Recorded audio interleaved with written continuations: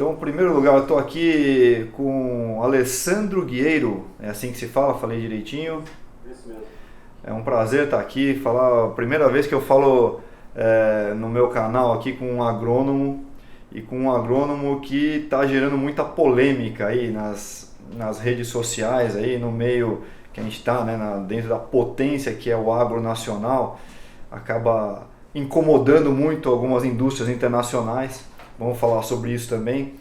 Alessandro, obrigado por aceitar esse convite. É um prazer estar aqui com você, ainda aqui online. Agrônomo roda o país inteiro aí, cada lugar aí no interior do nosso Brasilzão. Obrigado por falar comigo. É um prazer, né, uma satisfação poder estar participando desse bate-papo. Uma vez que tem tudo a ver, né, medicina e agronomia, acredito muito que nunca esteve num momento tão oportuno para essa conexão, dentro de tudo que vem acontecendo e dentro das projeções do que ainda vai acontecer, né, quando a gente pega principalmente os fatores climáticos aí ditando as regras. Perfeito, perfeito.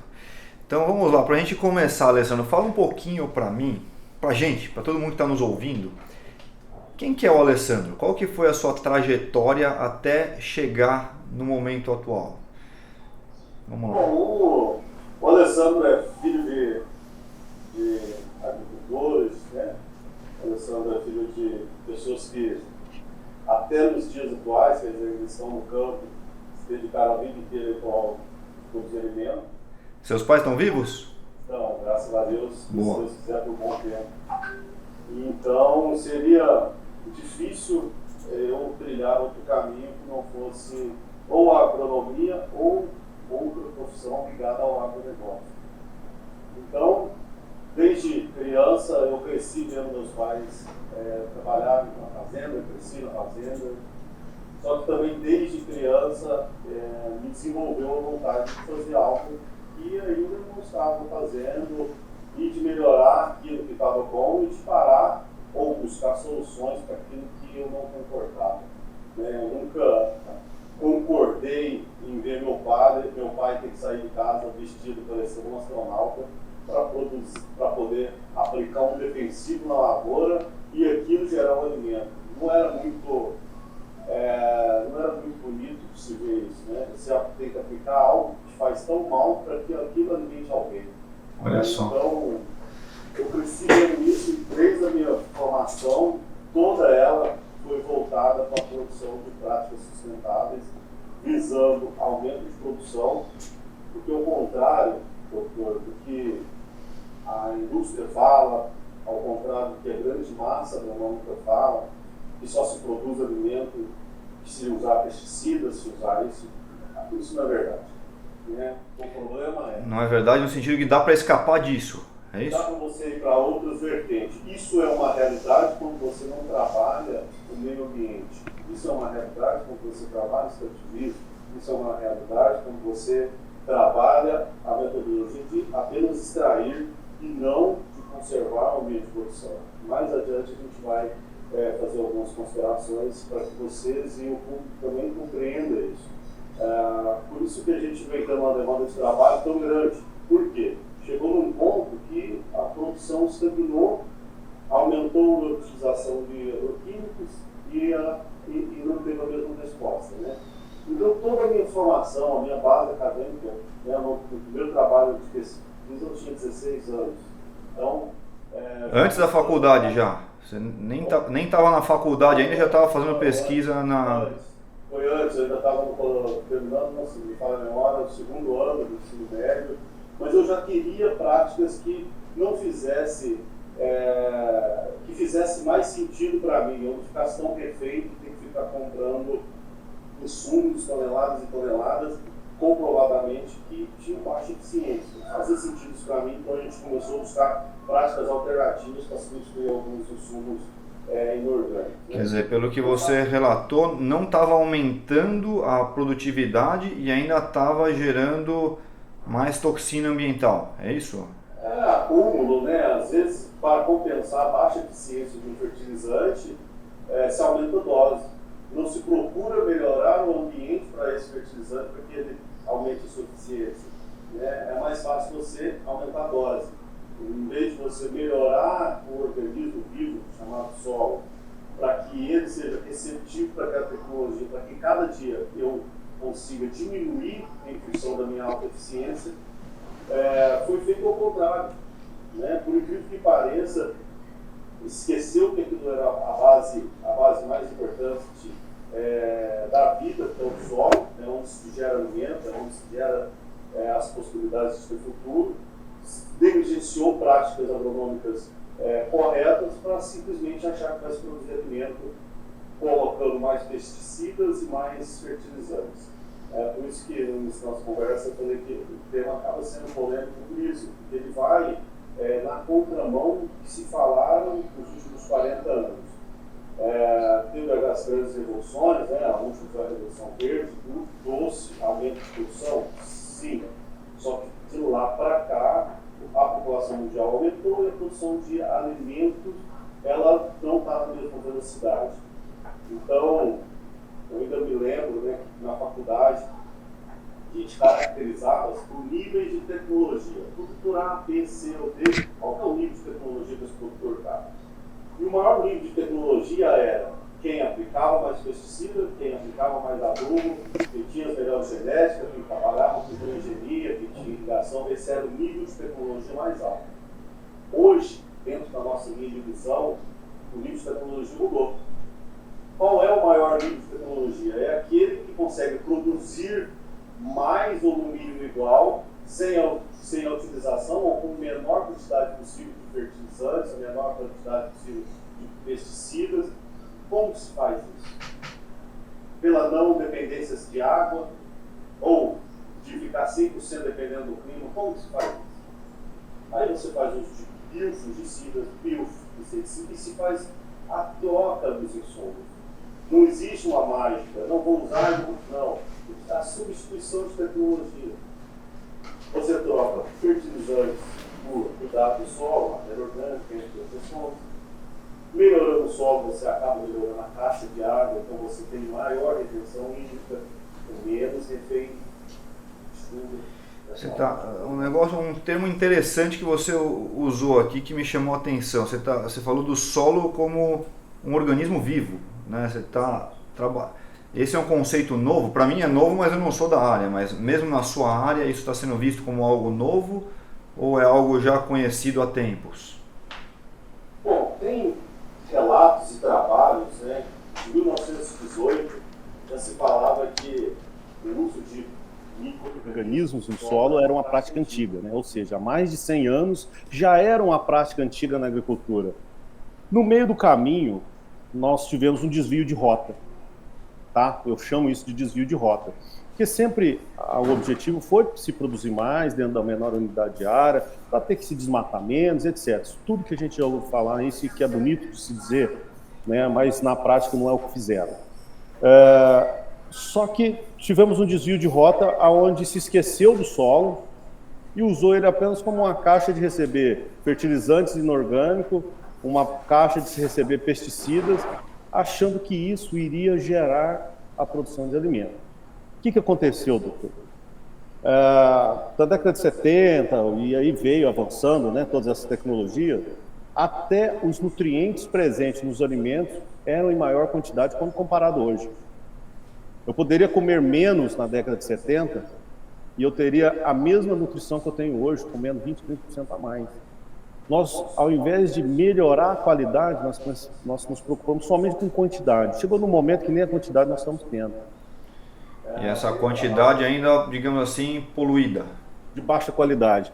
Tem um trabalho recente, publicado, depois eu posso compartilhar com vocês, na Universidade de Harvard, nos Estados Unidos, onde se fala que se a gente continuar com a emissão do CO2 hoje, em 2050 nós estaremos com níveis de proteína 8 a 10% menor, 8 a 10% menos ferro, menos zinco, o zinco aí que foi um grande problema durante a pandemia por abaixar a falta dele, Vocês mais que ninguém sabem qual que é o que a falta de zinco faz no organismo, o quanto isso pode prejudicar o ser humano. Então nós temos uma curva para o futuro nada bonita.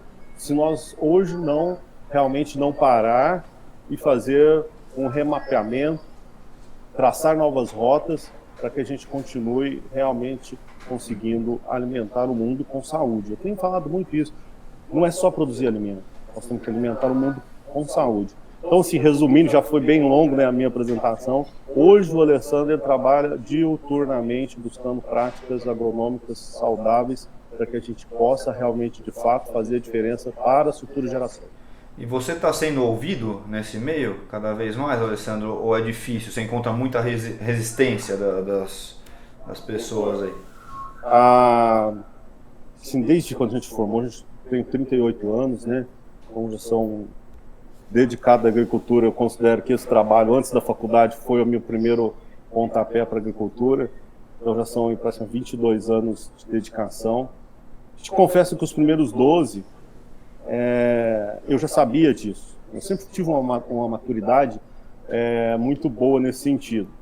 E também, eu acho que foi na hora certa, que eu não teria muito o que oferecer. Se tivesse me dado vozes lá atrás, talvez teriam me desviado e eu me tirado a atenção. Então eu procurei primeiro conhecimento, procurei primeiro pessoas que faziam diferença para mim, né? Meus mentores, é uma pena que 2 deles só foram descobertos depois que morreram, mas eu tive a honra de procurar as pessoas certas. Então, na verdade, o Alessandro não começou nada, eu estou dando continuidade ao que esses gênios da agricultura, da agronomia, começaram, né? Eu peguei para mim a responsabilidade de continuar o que eles fizeram e levar isso por onde é que eu passe. Nos 3 últimos anos, em 2023, 2022, por exemplo, eu cheguei a fazer 54 palestras no Brasil e na América Central. Uma a cada 8 dias, né? Ou seja, uma por semana, de pessoas que querem me ouvir, de pessoas que querem participar disso, de pessoas que realmente já identificaram que precisa de mudança. Eu já estou com a agenda muito cheia para 2023. Eu dei uma pisada no freio com as apresentações, mas foram mais de 30, que eu precisava fazer algumas leituras dos campos de pesquisa. Esse ano volto novamente para as apresentações, eu não sei nem quantas estão agendadas. Tamanho o volume de pessoas que precisam de informação e querem essas informações. Que bom ouvir isso, viu? Fico feliz. Hoje, graças a Deus e por a gente ter um trabalho muito transparente, muitas pessoas querem fazer parte dessa mudança na agricultura. Perfeito, não, tô achando maravilhoso. Mas agora vamos lá, deixa eu tentar entrar um pouquinho mais no seu mundo aqui, porque eu sou médico, né? Tô achando, isso aí para mim tem tudo a ver. Aliás, depois eu gostaria de saber se dá para reconhecer um produto que teve essa... Como é que a gente reconhece esses produtos, né, que passaram por uma... Como é que a gente vai chamar? Uma agronomia regenerativa, é isso? Eu tenho falado muito, doutor, e eu acho que o mundo hoje, como isso aqui que a gente está fazendo, a gente tem uma liberdade de sentar em qualquer lugar, estou num restaurante aqui na beira de uma rodovia, e fazer um bate-papo, fazer uma reunião. O mundo hoje está assim, né? E a primeira coisa que precisa ser regenerado é o homem. O homem precisa se refazer. É cultura, né? O homem precisa se preocupar sim com o alimento que ele leva para dentro de casa, porque ele é o responsável por alimentar a sua família. Ele precisa se preocupar de onde saiu isso. Recentemente no supermercado de Santa Catarina, alguém pegou um melão, mandou para fazer uma análise e detectou lá níveis altíssimos de pesticida e até alguns proibidos. Entrou com uma ação contra o supermercado entrou com uma ação contra o produtor lá do norte do país. É assim que as coisas vão acontecer, entendeu? Não tem como mais mudar facilmente. A princípio vai ser assim, né? Mas como é que você vive nessa... Porque assim, outro dia, não sei se procede, tá? Eu ouvi uma estatística que no Brasil, em média, cada brasileiro esteja ingerindo aproximadamente 4,5 litros de agrotóxico por ano. Não sei se é isso. Na verdade, eles pegam o volume de agrotóxico e dividem pelo número de pessoas. Mas tem, por exemplo, uma cultura que vai muito pesticida, o algodão. Ninguém come algodão, então só que o volume de pesticida entra nessa conta. Tá. Entendeu? Mas eu vi uma comparação com outros países e o Brasil tava na frente. Eu falei, caramba, a gente alimenta o mundo inteiro mas talvez a gente não esteja mandando produtos de qualidade, tá agrotóxico demais e a gente está empesteando o planeta, né, nesse sentido, né? Então, fiquei refletindo, não entendo nada, mas... Não, mas essas reflexões são válidas pelas pessoas que não estão no meio, porque tá tendo uma onda, por exemplo, na Europa. Tem uma onda lá chamada paladar consciente. O que seria esse paladar consciente? O que se entende como paladar consciente? É eu ter a consciência daquilo que eu estou ingerindo. Então a Europa, ela baixou a LMR, que é o limite máximo de resíduo, para praticamente zero. É um dos maiores fabricantes de pesticidas do mundo, ela exporta, mas ela não quer receber isso dentro dos alimentos que ela consome. Ela exporta, mas não coloca na plantação deles lá, é isso? Exatamente. Então, assim, é um negócio que é para a gente, por exemplo, o ano passado foi uma turma de consultores, agrônomos para a Alemanha, para uma fábrica de uma grande multinacional, ficaram lá durante 10 dias, não sei quem pagou essa conta, mas voltam para o Brasil com a faca nos olhos, recomendando o máximo de pesticida possível dessas empresas. Isso ano passado, 2023 ou 2022? 23. 23. No início de 23. Então, assim, o pessoal volta que só vai produzir se tiver pesticida, isso e aquilo. Mas você vai produzir para quem? Se o que você produz, no nosso caso, o café, a soja, isso não entra na Europa, né? A LMR para glifosato, por exemplo, glifosato é um tema que eu tenho trabalhado muito nos últimos anos, é 0,1. No Brasil é 1 grama por quilo de café. Na Europa é 0,1 grama por quilo de café. 10 vezes menos o que eles podem receber lá do que o que nós recebemos aqui. Resumindo a conversa, para a gente continuar usando essa molécula, nós temos que consumir 100% do nosso café, senão não pode sair daqui exportação. Não chega o container lá e volta para trás de novo, como vem acontecendo nos últimos anos. Eles estão batendo muito em cima disso e não passa mesmo. E eles estão fazendo isso para todos os alimentos. Que ela identificou uma geração que se envenena, é uma geração que vai ficar doente mais cedo, uma geração que vai custar muito dinheiro para o governo cuidar dela. É uma geração que vai dar Parkinson, Alzheimer, entre outras doenças degenerativas. E a próxima geração está vindo com uma quantidade de autismo gigantesca.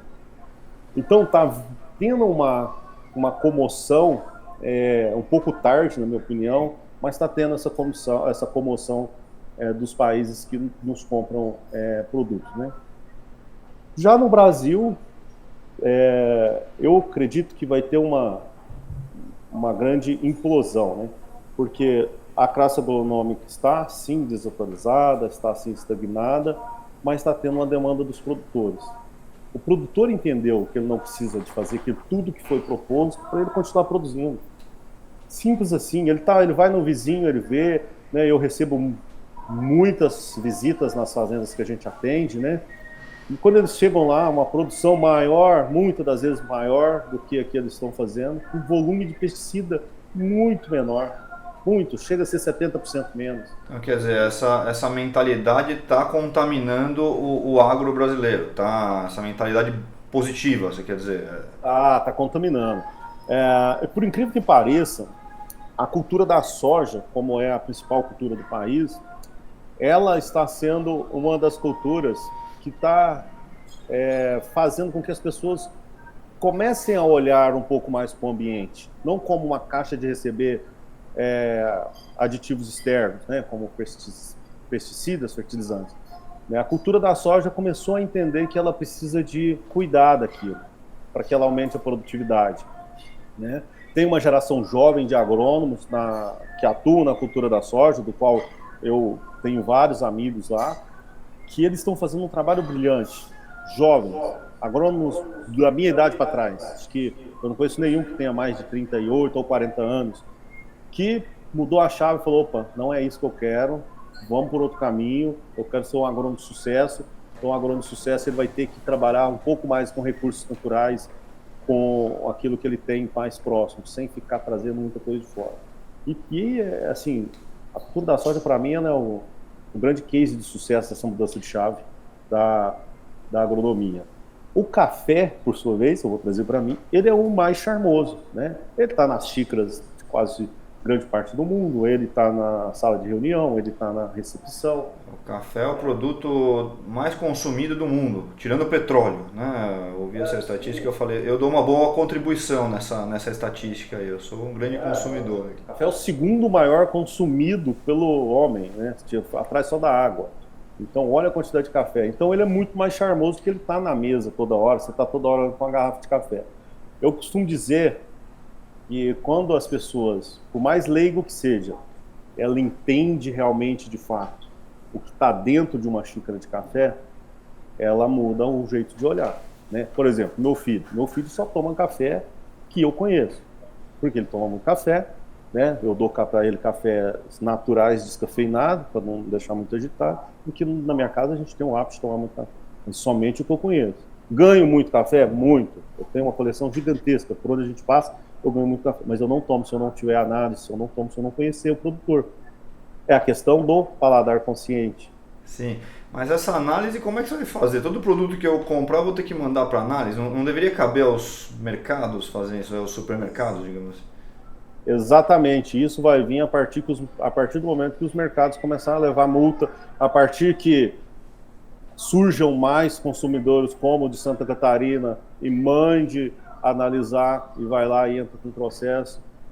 Então tem que ser uma cadeia. O consumidor fica exigente, ele vai exigir do fornecedor dele e o fornecedor dele vai exigir do produtor, entendeu? Da mesma forma que estão nos exigindo na Europa.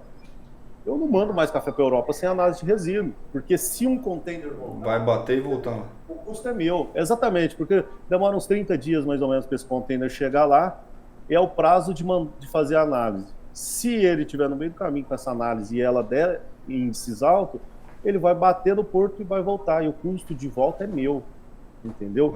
Então, a gente já se precaver, nós só vamos mandar para lá cafés que realmente não estejam acima das LMRs europeias, né? E assim serve para a americana, para a asiática e assim vai. E na prática, você consegue explicar para o público leigo, do qual eu faço parte, né? Como é que é feita essa regeneração do solo? Eu não sei se é agricultura regenerativa, eu não sei que termo usar para isso. Pode me ajudar com isso também, Alessandro? O termo regenerativo, agricultura regenerativa, nós importamos, né? Como tudo no Brasil, é mais bonito trazer um termo europeu ou americanizar alguma coisa, né? Esse termo foi criado realmente, foi nos Estados Unidos e Europa, principalmente em fazendas que têm a prática do degelo, né? Que eles, boa parte do ano fica com gelo em cima, a outra parte eles têm que produzir alimento, né? Então, e aí eles precisam de fazer a regeneração daquele ambiente muito rápido para que ele possa plantar novamente. Então, por isso a agricultura regenerativa, né? Que é a prática de refazer, dar vida novamente. E aí vem o gelo e mata tudo, e é um ciclo normal para a região. O brasileiro foi e importou isso, ou na verdade trouxeram isso para nós, né? Algumas multinacionais europeias, principalmente compradoras de café. Por que a compradora de café trouxe isso? Porque se ela não fizer o brasileiro mudar as práticas, ela não consegue mais comprar café, porque está fora da LMR internacional europeia. Então ela precisa de inserir práticas que mitigam a utilização de pesticidas. E esse tema veio, né, mais forte nos últimos 4 anos, né? O qual eu digo que ele só funciona uma fração em países tropicais como o nosso e não temperados como o deles. Em países tropicais, nós temos a condição de regenerar e conservar. Porque senão eu vou estar faço práticas que destroem, depois eu refaço de novo. Isso não é inteligente em um país como o nosso, que ele pode mudar a temperatura, o clima, pouca chuva, muita chuva, alta temperatura, baixa temperatura, em qualquer mês do ano. A gente está vendo as inversões. Então eu preciso estar preparado para receber as diferentes intempéries climáticas 12 meses por ano. Isso parte daí. Então, o regenerativo, ele é refazer, trazer de volta aquilo que já teve um dia, colocar vida no solo, né? Lembra que eu falei que o solo é um organismo vivo, né? Chega a ter 20 bilhões de seres vivos em 1 grama de solo. Você leva aquilo para o microscópio, parece um Rock in Rio, um solo ativo, um solo sadio. Quer dizer, a técnica consiste, entre outras coisas, em você escolher os micro-organismos que você vai pôr no solo. Não, na verdade é resgatar aquilo que eu já tive um dia, porque fica no DNA do solo. Então, conforme eu vou mudando as práticas, vou dando condições para que esses micro-organismos se restabeleçam novamente, através de esporos, enfim, que já tem naquele ambiente, ele vai voltando aos poucos. Alguns bioinsumos vêm para fazer com que eu ganhe tempo. Exemplo, talvez eu gastaria para ter um determinado bacillus, um determinado fungo naquele solo, daqui 5 anos eu teria a quantidade que eu preciso. Quando eu pego um isolado da indústria, são cepas e isolados extremamente agressivos na multiplicação, eu faço com que isso aconteça em 1 ano e meio. Então eu ganho tempo, mas sempre com a cabeça voltada que eu tenho que conservar aquilo que eu estou fazendo. Eu criei algumas frases de impacto dentro da fazenda, que é para eles não esquecerem de mim quando eu não estou lá. Que a próxima ação não pode interromper negativamente a ação anterior. E assim entramos num processo de melhoria contínua. E esses organismos que vão realimentar o solo com esses micronutrientes que você falou, né? O solo vai ficar mais rico em zinco, vai ficar mais rico em magnésio, eventualmente, que são coisas que aí já começam a entrar na minha prática, né? Eu vejo muita carência de absorção de magnésio. Falo, caramba, por que o magnésio dessa pessoa está baixo e ela está tendo tal ou tal sintoma, né? Ou esse tema que você falou do zinco na pandemia, né? Que veio à tona porque interfere diretamente com a imunidade. Então, assim, esses micro-organismos que vão reter esses micronutrientes e vai fazer com que o solo esteja mais rico neles, é isso? Esses micro-organismos vão fazer com que esses nutrientes que lá estejam disponíveis para a planta. Esse é o grande sacado. Eles não vão criar nutrientes, mas eles vão pegar aquele magnésio que até então não estava disponível e disponibilizar. Eles vão fazer com que as plantas tenham um sistema radicular, raiz, né, a boca da planta, né, seja mais eficiente, né. Fungos decompositores vão fazer com que aquele resto cultural de palha, resto cultural da própria planta, caia no solo e não seja degradado, seja decomposto. Mas que espetáculo isso aí. Oi? Que espetáculo isso aí, gostei. Muito bom. Porque quando você degrada, você perde aquilo para o ambiente, volta para cima em volta de CO2, prejudicando a camada de ozônio. Agora, quando você decompõe, não, você coloca de novo para a planta. E é por isso, doutor, que a gente não vê floresta com deficiência. Nós não vemos eu nunca vi uma planta no meio da floresta amazônica ou na Mata Atlântica com deficiência de cálcio, de bório, de zinco, de manganês, e pode fazer análise e não vai estar deficiente, porque ali ocorre a decomposição e não a degradação que foi o que a gente fez nos últimos anos na agricultura. Parece tão simples, tão óbvio, né? Tem vezes que eu fico, gente, como que ninguém parou para olhar para isso? Né? Mas não vem ao caso, acho que tudo tem a hora certa de ser. A gente vê muita gente dando instruções na internet, como lavar os vegetais, como lavar os alimentos, quer dizer, já está entremeado dentro dos alimentos, não vai ser uma água sanitária. Eu vejo gente falando, não, lava com água sanitária. Eu falei, meu amigo... Doutor, tem uns herbicidas, né? Isso aí daria uma outra conversa, por exemplo, o glifosato. Você aplica numa planta e só naquela planta ele entra vascularmente, né? Ela vai absorver, vai translaminar isso, vai via exudação radicular, né? Vai pegar na folha e ir para o sistema radicular, vai matar os micro-organismos envolvidos na rizosfera do sistema radicular. Caramba! E é uma molécula tão... Ontem mesmo eu fiz uma postagem no Instagram, ela fica próximo de 160 anos para ser degradada, mineralizada, né?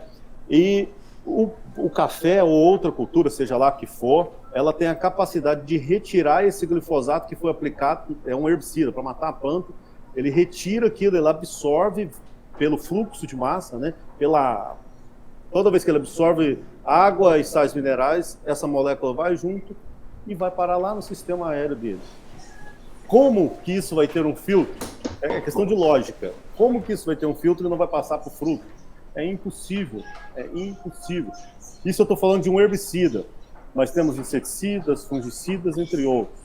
Tá? Seria lindo se a gente tivesse esse filtro. Porque isso acaba com qualquer discurso de qualquer vegetariano ou vegano que diz que é só você lavar a planta que está tranquilo e a carne você não consegue lavar porque está entremeado Se eles não estão consumindo carne por esse problema, eles estão sendo ignorantes.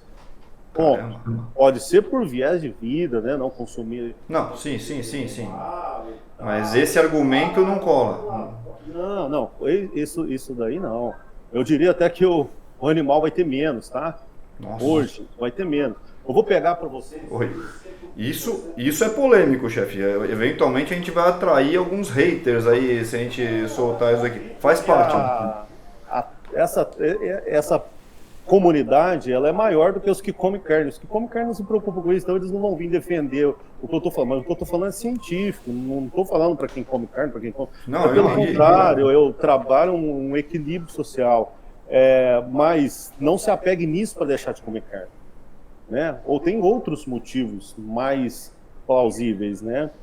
Eu vou pegar para vocês talvez vocês nunca imaginaram isso. Vocês nunca imaginaram que o repolho é uma das plantas que mais contém agrotóxico, né? Por um motivo, olha que legal, ele tem algumas traças, né? Eu trabalho com café, mas eu converso com um monte de gente porque eu quero saber o que eu estou comendo. E aí eu fui em algumas áreas que produzem repolho.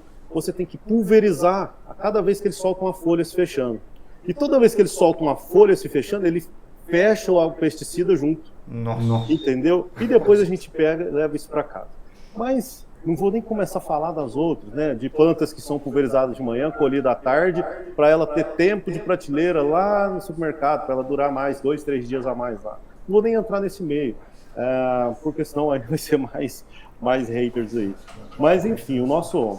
A nossa... Você quer falar de algumas plantas que sejam as top 10 aí?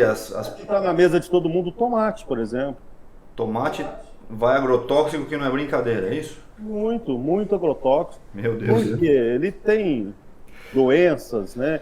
Que, voltando, né? Aquilo é um órgão, uma parte da planta vivo. Ela faz fotossíntese, está vivo. Então, enquanto ela estiver viva, ela gera doença. Então, para que ela tenha um tempo maior de prateleira, fique mais tempo bonitona lá para a gente ir lá comprar, se aplicam alguns produtos no dia da colheita. Entendeu? E não é porque é permitido, mas tem permissão para aplicar no tomate. No dia da colheita, para ela durar mais tempo lá na prateleira do supermercado. Isso. Então, assim, não é porque é permitido, tem registro, produto, não sei o quê. Gente, isso é acumulativo. Se eu comer um tomate a cada 5 anos, não vou morrer por conta disso. Mas se eu colocar na minha mesa como parte da minha dieta aí 2, 3, 4 vezes por semana, o nosso organismo não tem essa capacidade de pegar o que é bom e sacar o que é ruim. A gente vai acumulando em algumas partes do corpo. Quer dizer, não vou entrar nesse método porque eu não tenho esse conhecimento, mas que eu sei que acumula principalmente a tal da molécula do glifosato. Né? Se a gente pegar hoje boa parte de alguém que mora nos grandes centros, talvez tenha mais glifosato no corpo do que eu e alguns outros que trabalham no campo. Por quê? Eles consomem 100% do alimento, 100% do alimento vai estar contaminado com essa molécula. Entendeu? Infelizmente. Se você chegar hoje num restaurante, praticamente 100% daquilo lá vai ter quantidades grandes dessa molécula. Quer dizer, então, pela essa lógica, você não tem para onde fugir, né? Porque assim, ou você corta o mal na raiz, na hora de plantar, ou já era, né? Não adianta você tem que escolher a procedência dos seus alimentos. É aquilo que eu falei. Primeiro, precisamos regenerar o homem. Para o homem começar a escolher o que ele quer. Entendeu? Valorizar. O orgânico é caro? Não precisa ser orgânico. Você tem que ter procedência. Tem várias fazendas que trabalham com práticas agronômicas saudáveis que não é orgânico. Não é essa a pegada. Entendeu? A pegada é conscientizar. Trocar um pesticida por um biopesticida, um bioinseticida, um biofungicida. Que hoje a gente tem tecnologia para isso. Talvez 20, 30 anos atrás não, mas hoje a gente tem. Né? Olhar para o solo, um solo sadio, doutor, ele vai gerar uma planta sadia. Se a gente está vendo em várias regiões do Brasil, que quanto mais o solo está sadio, melhor a planta que está sobre ele vai estar, seja a planta que for. E aí ela fica menos refém de receber cargas de inseticidas, de fungicidas, enfim. Então esses biopesticidas são um caminho que você está propondo aí. Hoje, talvez um dos mais promissores, até pelo volume que está sendo investido, né, de investimento muito alto, para que se melhore cada dia mais, né, os bioinseticidas, né. Então, eu vejo assim, tem muita ferramenta já disponível, tem muita coisa boa para vir, mas tudo, eu volto a falar, tudo começa em um ambiente de produção sadia. Tá? Você tem uma base boa, é aquele tal negócio, né? Eu sempre uso a hortinha lá que a gente faz no fundo de casa, que a minha mãe cultiva. Lá não vai nada e as plantas estão sempre bonitas, sempre sadias. Por quê? O solo está sadio, é muito esterco, é muito composto, a gente não aduba, a gente não faz nada. Então, e das melhores verduras. Por que isso? O solo está sadio e ele dá condição com que a planta também fique sadia e posteriormente, né? Tem a minha mentora, a doutora Ana Maria Primavesi, ela tinha isso com ela, e tem vários livros dela, né, se vocês digitar aí, Ana Maria Primavesi, ela sempre diz, né, solo sadio, planta sadia, fruto sadio e homem sadio. Essa é a receita da vida, né? Não, isso valeria até para o gado, né, que está consumindo algo num pasto sadio e depois vai prover a carne para que a gente vai consumir também. Isso vale para todas as etapas, né? Mas tudo começa nesse solo sadio, pelo que eu entendi, né? É ali que começa tudo. E assim, o organismo vivo, solo, ele tem uma quantidade. Imagine a nossa flora intestinal. É o solo. Esse é um tema que eu gosto também. A gente entrevistou aqui uma pessoa para falar só sobre isso. Deve ir ao ar nas próximas semanas aí. Que legal. O homem é aquilo que ele come, né? Então, assim, se você come mal, a sua flora... Essa frase não é à toa. Essa flora intestinal vai ser a primeira que vai ser impactada. Vou voltar para o tal do glifosato. Crianças autistas têm um problema seríssimo com a parte intestinal. É isso mesmo. Tem um professor, o professor Yamada, conversava com ele ontem e hoje, também é um dos meus mentores, que é agrônomo, dedicou a vida inteira como a vida da agronomia, tem um trabalho tremendo, foi engavetado pelas multinacionais, e ele há mais de 40 anos pesquisa uma molécula específica para o glifosato, alertando do mal que faz para o homem e para o meio ambiente. E há 40 anos atrás ele já falava isso, e agora alguns trabalhos de alguns cientistas, principalmente americanos, porque os Estados Unidos estão sofrendo uma pandemia do autismo. Eu já posso falar isso de pandemia, porque os índices são altíssimos. E não venham me falar que é porque agora aprenderam a identificar, eu não acredito nisso, porque sempre tivemos médicos e é impossível não identificar uma criança autista. É impossível. Você pode até demorar um pouquinho, mas você vai identificar, ela tem particularidades especiais. E os Estados Unidos estão sofrendo muito, então por isso que de lá saem as melhores pesquisas. E se a gente pegar a curva, depois eu faço questão, vou te compartilhar esse gráfico. Se a gente pegar a curva de crescimento do uso desse glifosato e a do autismo, anda dado a dado. Foi subindo, ano após ano, o consumo e também a frequência e a quantidade de crianças autistas. Isso eu estou falando de uma molécula, porque essa é a que eu mais estudo, porque vai muito de encontro com o mal que ela faz, né? A agricultura regenerativa não vai existir se usar glifosato, porque ele mata a microbiota do solo, ele extermina a microbiota boa do solo, ficando só coisa ruim. Caramba. E tem um trabalho do professor Yamada, que ele linka, ele é tremendo, esse cara é um gênio. É brasileiro? Brasileiro, mora próximo de Piracicaba. Yamada tem tudo a ver, o sobrenome, não sei se você fala japonês. Yama é montanha e Da é plantação de arroz. Então, plantação de arroz da montanha, pode falar para ele aí que ele vai ficar feliz. Ele fez um pós-doc, alguma coisa assim, para ele poder atender como, não seria como médico, mas para ele poder receitar. E ele cuida de crianças autistas com alguns bacilos que ele conhece para que diminua as crises. Esse cara é tremendo. Então, ele tem alguns trabalhos linkando a quantidade de glifosato presente no corpo do pai e da mãe de um autista, para poder chegar nas conclusões. E assim, Daria mais umas 6 horas de conversa aqui para falar disso, que eu acho que é um tema. Se conseguir, Alessandro, compartilha com a gente o link para o trabalho. Eu disponibilizo aqui. Manda. Muito obrigado. Eu adoro estudar. Fica a indicação para aproveitar o Dr. Yamada enquanto vivo e fazer um dia com ele. Poxa, eu gostaria muito. Ele tem uma bagagem científica muito grande. Qual que é ele? Bom, depois você me passa o contato dele, se ele permitir, eu gostaria muito. Gostaria muito. Cara, dentro da Exalc, por exemplo, se tiver uma apresentação, a hora que ele entra, a apresentação para. Ele tem com 82 anos, eu acho. É o único profissional hoje que eu conheço que ele para aonde é que ele chega.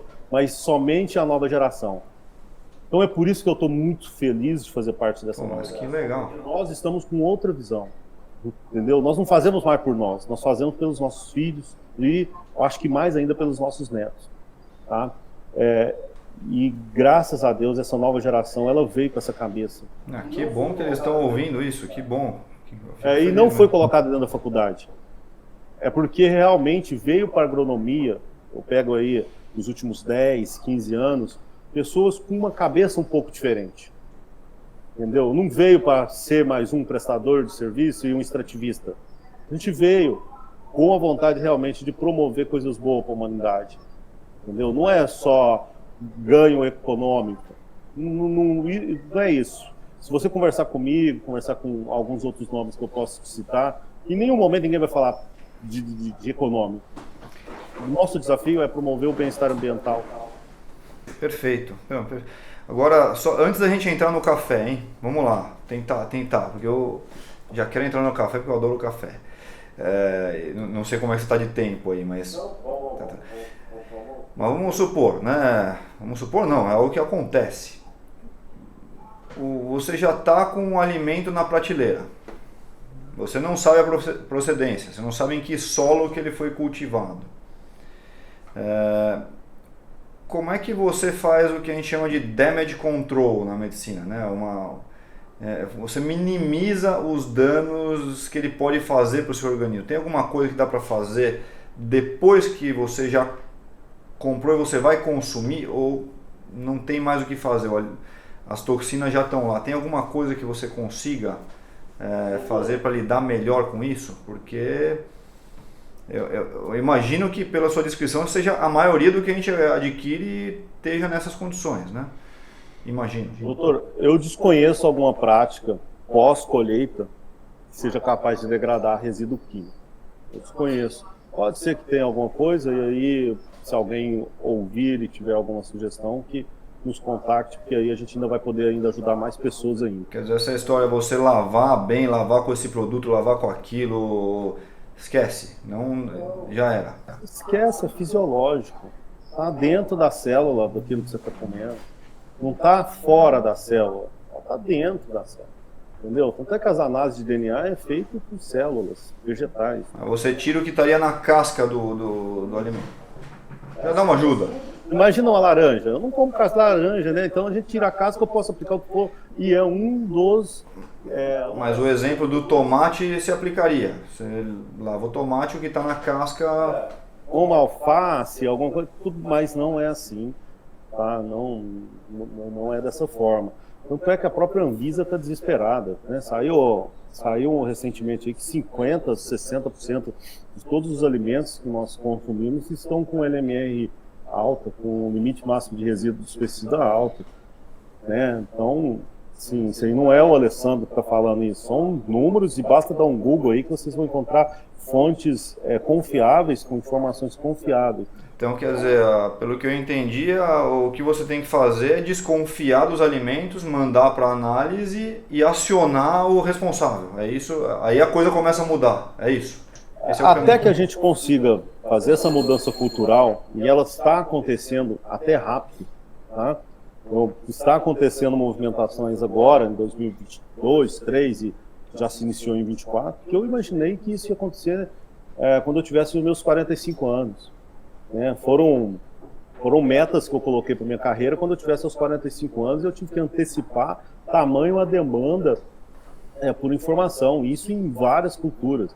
Alguns vêm pelo amor, né, pelo propósito de estar realmente produzindo alimentos mais saudáveis, outros vêm pela dor, né, em áreas, por exemplo, que não se consegue mais produzir porque tem nematóides no solo, área que parou de chover e aí não tem irrigação, como que eu continuo, quais são as práticas que eu preciso fazer. Então, ou vem pelo amor ou vem pela dor. O que eu vejo é que não dá e não vão conseguir mais produzir alimento da forma que estavam. Eu fiz uma postagem recente deixando claro, a natureza não aceita propina. Ou você está com ela ou você está fora dela. Não é nem contra, é fora dela. Então a natureza já se posicionou, né? Se a gente for pegar... Legal essa frase, hein? A natureza não aceita propina. Sensacional. Se a gente for pegar, doutor, o que aconteceu em 2023 dá um filme de terror mundial. Né? O Havaí pegou fogo, não conseguiu apagar. O sul do nosso país choveu tanto que foi parar a ovelha de pendurada num fio de rede elétrica, porcos saindo pelo teto, vaca em cima da casa. Então, gente, não precisa ser um amante do cinema para ver que a nossa vida real já se transformou. Não estou aqui para ficar falando que o mundo está em chamas, não. Mas são sinais que está acontecendo algo diferente e que a gente precisa, cada um de nós, pegar para si e fazer algo. Eu, como agrônomo, estou fazendo a minha parte. Todavia, o nosso consumidor, seja ele no Brasil ou fora, tem que fazer a dele. Valorizar os produtores que estão fazendo esse tipo de trabalho, conhecer os grandes centros. Não onde é que está tendo, né, a maior produção de alimento que fica no Brasil. Né? Eu sei que o norte do nosso país produz muito alimento que é distribuído para o restante do país. Né? Como que esse pessoal está fazendo? Precisa de começar a indagar, entendeu? Porque, às vezes, falta só sair da zona de conforto. Precisa de um questionamento para que se mude uma chave. Porque enquanto está tudo fácil, ser receptivo, né? Aí as coisas estão indo, mas eu tenho certeza que acenderam uma luz lá, o melão que estava com agroquímico, né? Poxa, eu tenho usado bastante, depois eu compartilho isso com você, tenho usado bastante isso para o café. Né? Eu falo assim, gente, a hora que o turma chegar na cafeteria, fala, pega aquele cafezinho lá, pega 100 gramas para mim, que eu vou levar e mandar fazer uma análise desse café, que se tiver agroquímico eu vou te processar. E isso é fácil de fazer ou é muito burocrático? Qualquer laboratório faz? Como é que... Não, tem alguns laboratórios específicos que a gente, de confiança nosso, que eu costumo mandar para os mesmos laboratórios que o pessoal importador manda, sabe? Para ficar calibrado com eles. Eu esqueci o nome dele aqui. É uma análise que já custou R$5.000, hoje ela está pouco mais de R$1.000. O que eu tenho feito nas fazendas que a gente atende? Eu seleciono, né, até por questão de segurança, eu seleciono áreas específicas para que sejam pegos de surpresa e a gente manda o café. Vamos fazer área 1, 5 e 7 esse ano. Porque como eu passo o arranjo, né, então eu tenho proposto isso para eles. Alguns adotam, outros querem fazer na área inteira. Né? Como eles vão ficando viciados, entre aspas, um vício bom, em saber em que nível que eles estão de pureza, entendeu? Então, assim, ficam revoltados quando ainda chega um resultado, por exemplo, o glifosato, que é a molécula que a gente mais fala. Tem fazendas que tem 4 anos e nós ainda não conseguimos tirar. 4 anos zero, sem nada. E tá lá o danado do glifosato saindo no fruto do café. E aí, como que vem me falar que é só lavar o fruto? Nossa. Nós usamos isso há 4 anos atrás, fizemos análise esse último ano. Mas você percebe a redução dos níveis nesses 4 anos? Isso? 2 primeiros anos não reduziu, está reduzindo, mas muito lentamente. É até preocupante, está reduzindo muito lentamente. Tem um outro problema. Quer dizer, está impregnado no... Está no solo. Está no solo. Né? Tem outro problema que pouco se fala, que é a contaminação cruzada. Você tem uma lavoura de algodão do lado da lavoura de café. A gente faz análise de resíduo e dá produtos do algodão no café. Pelas aplicações via aérea, né? O pessoal usa avião, então dá a deriva, né? A neva está aplicando sobre o algodão, ela consegue chegar lá no café e aparece no fruto. E se fosse uma lavoura de tomate, também estaria. Se fosse uma lavoura de, seja lá o que for, de melão, de abacaxi, também estaria. Entendeu? Um dos produtos que eu ouvi falar, porque é uma área minha de estudo, né, que ajuda na recuperação da fertilidade do solo. Você deve conhecer isso melhor que eu, mas plantações de cannabis. Ajuda mesmo? Eu não tenho esse conhecimento em recuperação do solo, mas eu acredito que irá sim melhorar a estrutura, até porque é uma planta diferente, aonde, por exemplo... Numa época planta soja ou cana, daí vai ficar um período que não vai ter nada. Nesse período, coloca uma plantação de cannabis lá que vai regenerar, né? O problema é que você envolve uma outra polêmica ainda maior, mas assim... Eu vejo assim, o regenerar para isso não seria possível, porque você sai de uma monocultura e entra em uma outra monocultura. O regenerar é mais além, né? Na verdade, isso aí seria uma rotação de culturas. O regenerar é inserir biodiversidade.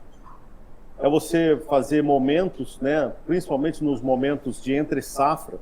Por exemplo, eu colho a soja, aí eu vou plantar soja lá em outubro. Nesse período, né, março a outubro, eu insiro um coquetel de sementes com plantas funcionais, cada espécie com a sua função, para que ela repovoe, para que ela ajuste as diferentes comunidades de micro-organismos e para que aquele ajuste, aquele arranjo, né, de microbiano do solo me promova uma soja de maior potencial produtivo. Não, eu posso até te mandar o documentário, que eu participei de um documentário para falar de cannabis medicinal. Eu falei da parte médica, obviamente, né, que é o que eu prescrevo bastante, né, os derivados de cannabis. E teve um agrônomo que falou dessa questão aí de recuperação do solo com o plantio de cannabis. Mas enfim, depois eu te mando o link aqui. Não deixa de não ser, né? Por exemplo, se você sai da soja, aí deixa aquilo lá parado e o ano que vem você volta com a soja de novo. Esse solo vai estar pior do que o que ficou, ele ficou degradando. Mas se você insere, seja cannabis ou seja qualquer outra cultura, nessa transição, o solo ficou ativo, né? Ele não ficou parado, ele ficou protegido. Tem outro sistema radicular ali, tem outros micro-organismos presentes nesse sistema radicular. Então, assim, tem total sentido. Não seria uma regeneração, mas seria uma melhoria, uma progressão de melhoria do solo. Assim, com toda certeza. Muito bom. Podemos avançar para o café? Bom, se a gente pegar esse último ano, acho que... Eu falo sempre, gente, eu tenho um aliado que não me deixa mentir, que é implacável, que é a natureza. Eu trabalho em prol dela, né? Então, ela está ditando as regras de qual que é o caminho que a gente deve seguir, né? A gente pega esse último ano aí, o pessoal estava todo pronto para começar a plantar em outubro, começou a plantar no final de novembro, né? Porque não tinha chuva. Então, assim, o que me leva a crer? E se não chovesse, onde você faz essas práticas, não teria o mesmo problema? Sim, plantaríamos na mesma época. Só que o meu ambiente de produção, ele está preparado para me dar uma alta produtividade pela mesma unidade diária. Então, eu otimizo o meu melhor tempo. Então, assim, não tem muito para onde correr, não. Eu vejo que o que tem que fazer é o que o pessoal já iniciou, começar a estudar, né? É uma agricultura muito mais técnica, é uma agricultura que depende muito mais da ciência, é uma agricultura que depende muito mais de pesquisa, é uma agricultura que não é de produto, né? A agricultura de produto, acho que ela ficou ali em meados de 2010 para trás. Agora a gente vive uma agricultura de conhecimento, uma agricultura de capricho, né? Tudo que se for fazer, faça bem feito, realmente se perguntar antes das ações, né? Por que eu estou fazendo isso? Não simplesmente executar ações que não tem uma justificativa plausível, né? Então, assim, é um modelo que eu vejo que é o que vai ao futuro, não tem para onde correr, não. Perfeito. Então saímos do geral e agora vamos para o específico. Provavelmente o geral que a gente falou, né, do solo como um ser vivo, né, também se aplica ao café. Mas o que você tem de específico pensando em regeneração do solo nas plantações de café? Tem alguma coisa que fala, não, isso aqui para o café vai alterar o paladar, vai alterar o sabor, vai alterar os micronutrientes. Vamos lá, deixa a gente mais apaixonado ainda por esse assunto aí, que eu já estou adorando isso aqui. Doutor, toma vinho? Toma vinho. O que muda os sabores do vinho e qualidade? Eles falam nos taninos, onde você envelhece, né, os vinhos. Mas do local de produção, já ouviu falar em terroir? Sim. Então, quando a gente muda o solo, né? A gente muda o solo, você entra diretamente no terroir do solo. Por quê? Boa parte... Define terroir aí para quem não está familiarizado com o termo. Vamos lá. Terroir seria um ambiente de produção, tanto para bom quanto para ruim, interferindo, por exemplo, do ponto de origem.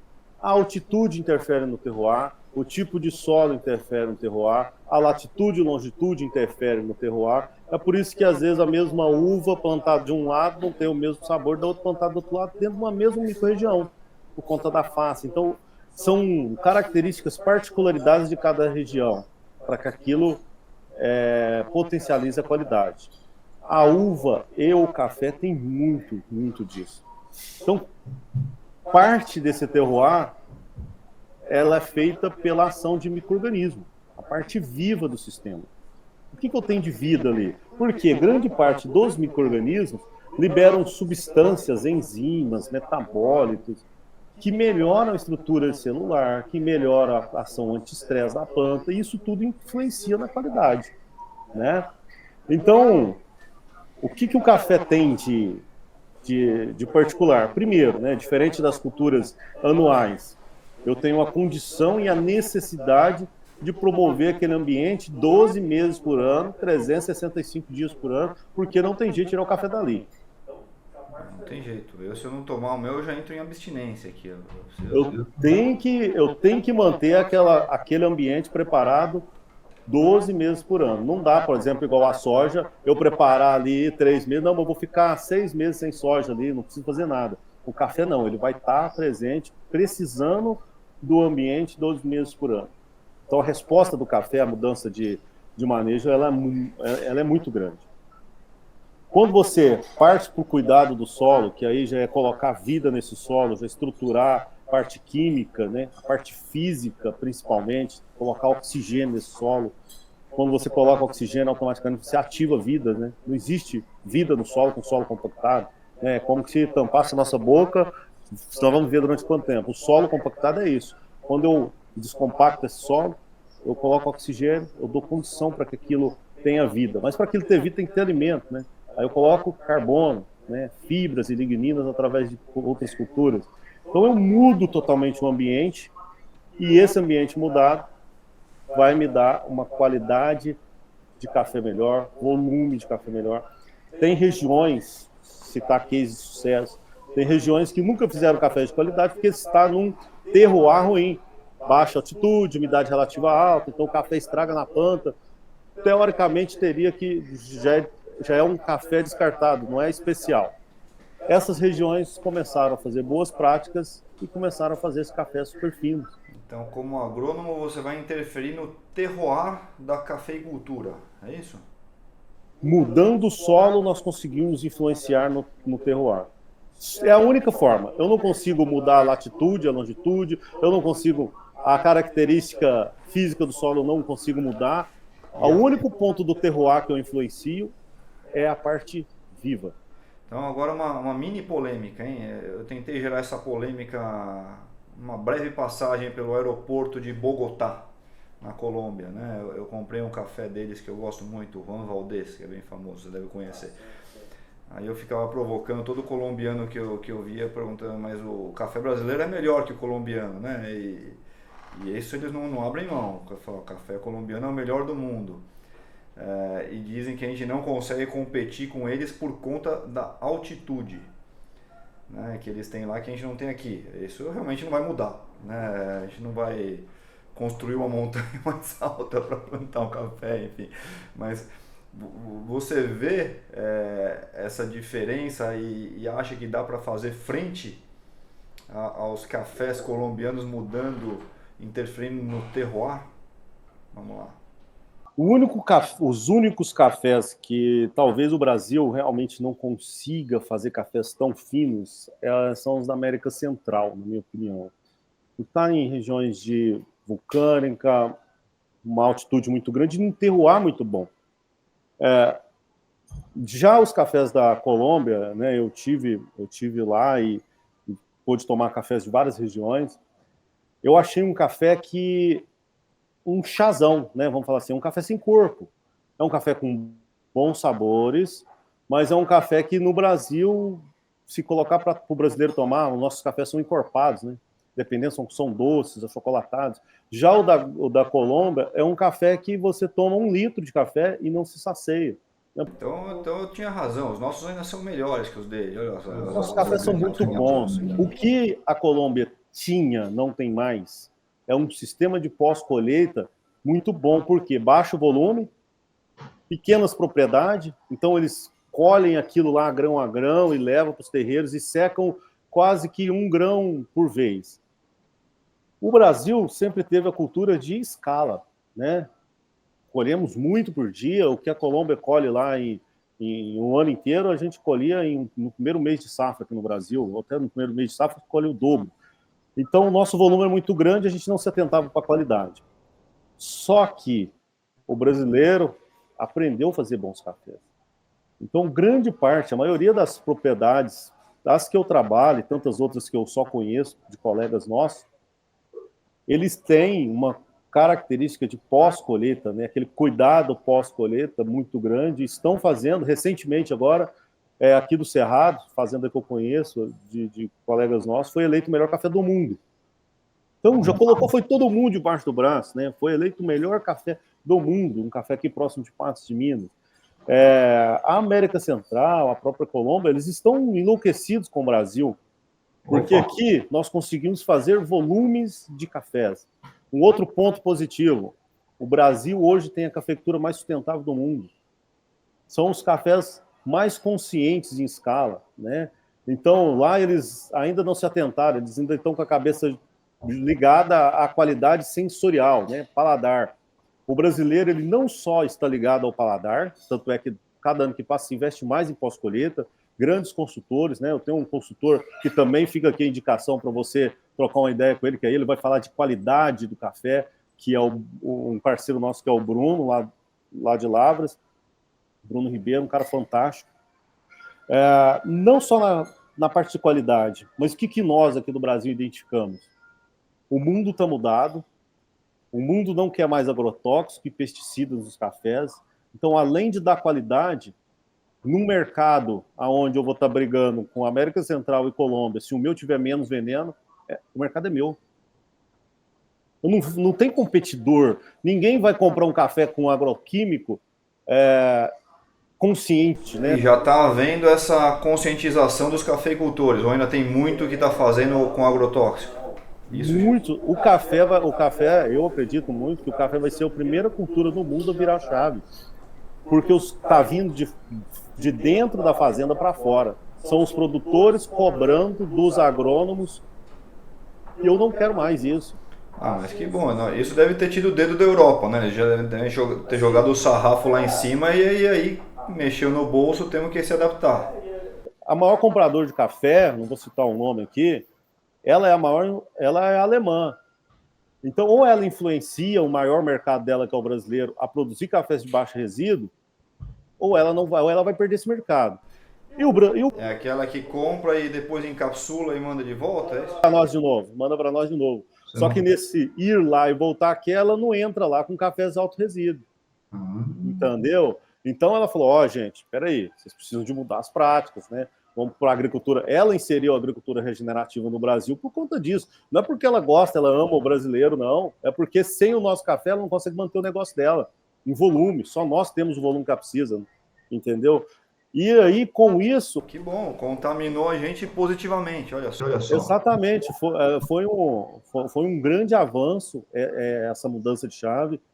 E nesse contaminar positivamente, o produtor começou a entender por que eu fiz isso a vida inteira, agora eu parei e não estou sentindo falta.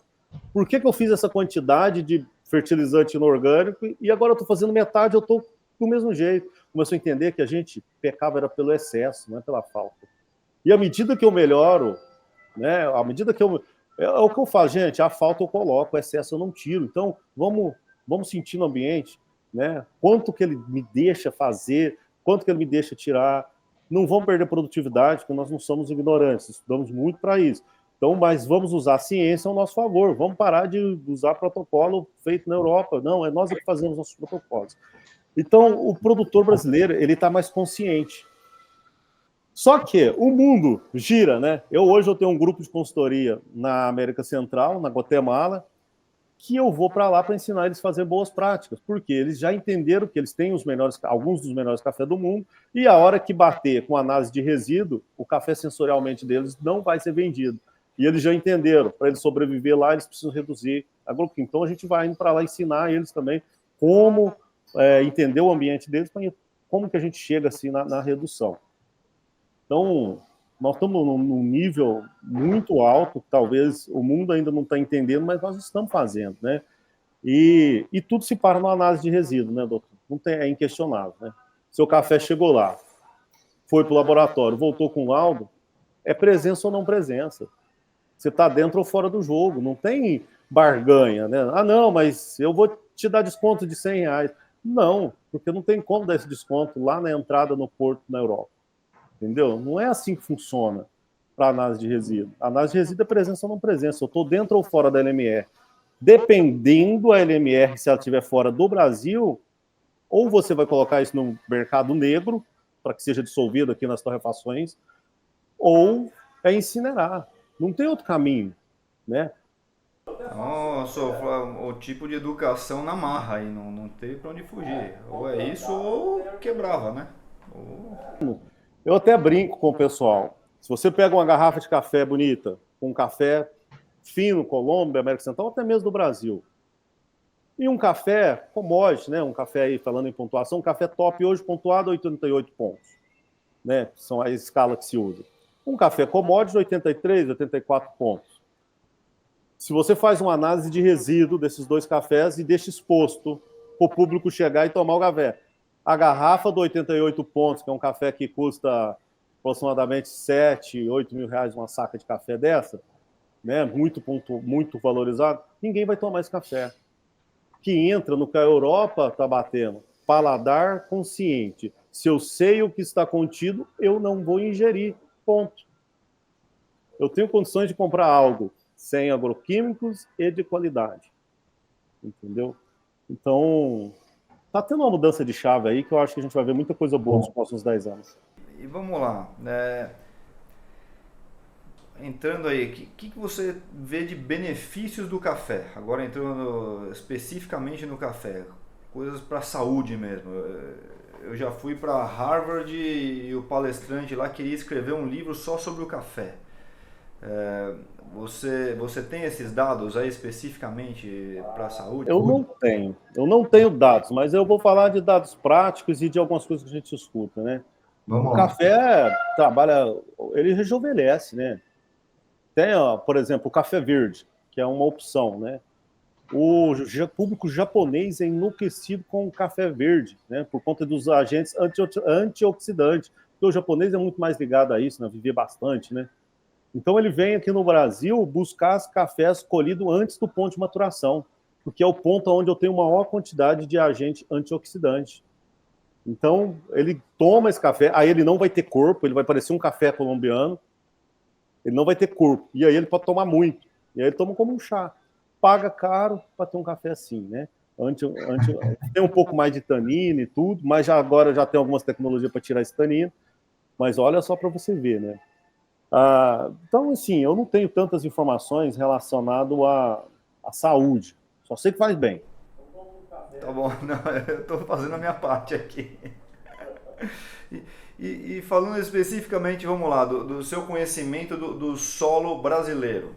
Se quiser passar para o mundo também, não tem problema, mas assim, e não só sobre o café nesse caso, mas o que você vê de carência de micronutrientes, de vitaminas e minerais no nosso solo que você fala, não, isso daqui o brasileiro com certeza vai ter pouco na alimentação e acaba tendo que suplementar depois, né? Eu tenho a minha opinião médica, mas assim, queria ouvir a sua opinião como agrônomo. O que você vê, não, realmente ó, aqui no Brasil esse mineral eu posso colocar o micro-organismo que eu quiser no solo que a coisa vai falar. Ou então, não, esse aqui tá ruim porque os micro-organismos realmente foram exterminados lá durante décadas de pesticidas, enfim.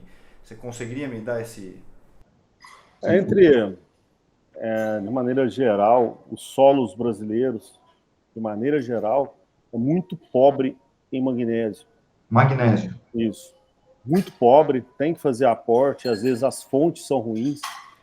As fontes de magnésio nobre, a maioria delas são importadas e são caras. Então, difícil ficar importando isso. Aí a gente vai para rochas, que é difícil solubilização. Em rochas sem micro-organismo ainda fica pior ainda.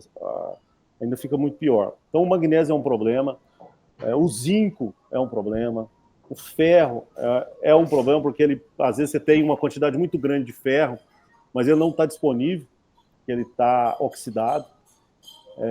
Manganês é um outro problema, que às vezes você tem uma quantidade muito grande, mas ele também está oxidado. Inclusive, o uso de glifosato aumenta a oxidação de magnésio, de manganês. Por que aumenta? Porque o glifosato ele tem uma característica de aumentar alguns micro-organismos no solo, que são os agentes oxidantes de magnésio, de manganês. Então, o manganês sai da base 2+, né, MN2+, que é a forma que a planta absorve, para 3+, ela ganha um elétron. E aí é onde é o problema. Eu tenho muito mais cetotóxico. Né? Então, assim, os solos nossos, pegando os micro e magnésio, é um grande problema.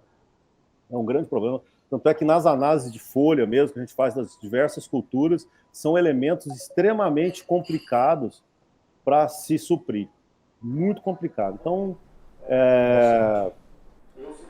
Então, isso é algo que a gente poderia acrescentar no nosso solo, começar a fornecer mais nos plantios. O magnésio, para esse modelo de agricultura, ele faz parte fundamental. Por quê? Como ele é átomo central da molécula de clorofila, se o magnésio está baixo, eu produzo menos energia. Se eu produzo menos energia, eu fico mais suscetível à praga e doença. Né? Então, sem magnésio não tem fotossíntese. E se não tem fotossíntese, você tem uma planta com menos energia. Energia essa que vai ser distribuída para crescimento de raiz, crescimento de folha, expansão de fruto e também a autoproteção da planta. Né? Então, o magnésio ele precisa estar em dia. Então, a gente precisa ter um cuidado especial. Né? Até a planta bem nutrida, ela vai ser mais sadia. E tudo começa com magnésio. Depois, vem um outro elemento muito importante, que é o boro. O boro no solo brasileiro é zero. A gente tem que trazer de fora, não tem outro caminho. Né? Aí é escolher uma boa fonte, porque o boro é que vai pegar tudo isso que está sendo produzido e transportar. Ele trabalha como uma bomba. Né? O boro, eu costumo dizer que ele é o coração da planta. Né? Se o boro parar, a planta para, porque é ele que bombeia tudo, ele que transporta, ele que dá fluxo. Então, são elementos que não tem. Então, precisa se atentar a isso. Né? O maior mal da agronomia é porque durante décadas se importou somente com nitrogênio, fósforo e potássio, que é aquilo que a gente traz em toneladas e toneladas, navios e navios, principalmente do Oriente Médio ali, lá daquela região Rússia ali, Ucrânia, nós trazemos muita coisa de lá. Então se atentou muito, a indústria bateu muito nessa necessidade. Só que não adianta nada ter isso se a gente não tiver aquilo que a gente consegue mais próximo de nós, que é boro, magnésio. O cálcio também, em algumas regiões, é muito, muito baixo. E aí, não só no café, né? Um alimento que foi feito em um solo com baixo cálcio, ele consumido, ele não vai suprir o cálcio. A gente leva isso muito, por exemplo, produção de leite. Produção de leite sem cálcio, a vaca faltou cálcio, ela vai diminuir a produção de leite. Então a gente suplementa o cálcio ou trata, né, ali a silagem, por exemplo, coloca mais cálcio no milho, para esse milho dar uma silagem com mais cálcio, para esse cálcio passar para a vaca. Né? Então é uma cadeia, né, realmente, de fato. Então basicamente é isso. Mas de todos os elementos, o magnésio é o mais preocupante. Perfeito. Muito bom, meu amigo. Poxa, que prazer falar com você aqui. Você é senhor, mas poxa, que satisfação, Alessandro.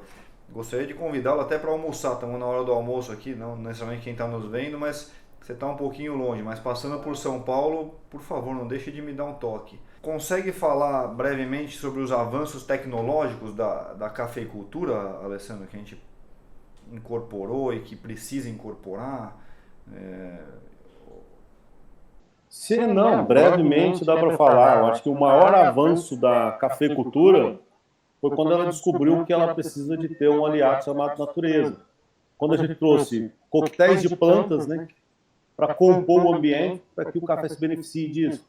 Imagina só, nós temos plantas que produzem determinado tipo de fungo, uma micorriza, que ela é capaz de sinalizar para o café que ele vai entrar em déficit hídrico, porque ela já viu que está faltando água. Então ela deixa o café, né, ou a cultura que ela tiver próxima, mais inteligente. Né? Nós temos micro-organismos que são multiplicados nas raízes dessas plantas, que solubiliza um elemento caríssimo de importação, que é o fósforo. Então, ao invés de eu ir lá buscar fósforo, vir para chegar aqui com preços fora do comum, que encarece o custo de produção, eu tenho um micro-organismo que é produzido ali, uma hifa do fungo, uma bactéria, enfim, que solubiliza esse fósforo que está indisponível. Nós temos plantas que é capaz de pegar potássio que se perdeu, lixiviou por chuva, seja lá o que for, a 1,5 m, 2 metros de profundidade, voltar para ela novamente, e quando eu faço o corte, o manejo dessa planta, durante o processo de decomposição, ela libera para a planta novamente, alimentando o solo, e posteriormente fazendo, simulando o que acontece numa floresta, né, onde planta se alimenta de planta. Olha só. Essa é a maior tecnologia. Nós temos a condição de ir realmente, é você tratar o solo como um ser vivo. É o que eu faço aqui. Poxa, é isso mesmo que precisa. Alimentar pessoas. Não pode ser o contrário. Eu não alimento diretamente a planta. Eu alimento o solo e ele alimenta a planta. Esse é o conceito. Não adianta mudar. Contra a natureza não tem argumento, né? Eu até, em um slide das minhas palestras, né, eu coloco isso lá, né, e falo, tem 10 anos que a gente vem se apresentando e até hoje ninguém levantou a mão. Já palestrei para 200, 300, 400 agrônomos, ninguém discordou de mim. Então, é porque o meu aliado é forte, né? Quem que vai discordar da natureza? Nada mais fazemos do que observá-la e tentar replicar em escala. E quais você enxerga como sendo os principais desafios? O maior desafio hoje da agricultura é o homem. Mudar a cabeça, mudar a filosofia, não deixar ser contaminado, educar pessoas, esse é o maior desafio, né? E não tem aquela frase, né? Se você pensa e planeja sua vida para um ano, você planta cereal, milho, soja, feijão. Se você pensa sua vida para 10 anos, você planta culturas perenes, a manga, um citros, o próprio café. Agora, se você pensa na sua vida para 100 anos, você deve educar o homem. Então, o homem é que é a maior diferença.